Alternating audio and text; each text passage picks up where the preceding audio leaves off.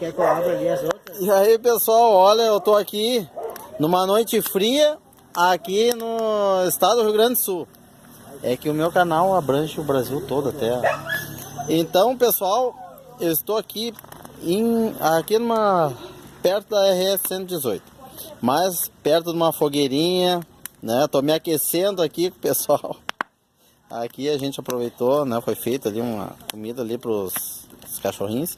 Mas olha, é muito legal, gente. E eu tô aproveitando aqui essa noite fria aí, ficando perto do fogo, gente. E pessoal, eu já quero avisar o seguinte, que a partir de segunda-feira aí, se Deus quiser, eu vou trabalhar mais no meu canal, viu, gente? Eu vou começar agora a colocar vídeos aí e falar com todos vocês aí, né? E obrigado aí pelos quase 4.000 inscritos. Ou seja, falta pouco para os 4K, gente. Rumo depois aos 5K. Tá, pessoal? Então, eu agradeço aí a todos vocês, né? Que Deus abençoe aí a todos vocês. Vou começar a fazer as lives de novo aí para divulgar o canal de vocês aí, também dar uma ajuda, né? Eu tô aqui com os amigos aqui.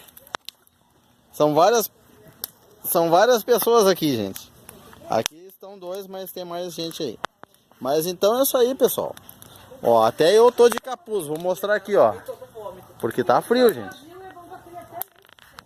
Então é isso aí, pessoal. Um abração aí. Fiquem com Deus aí.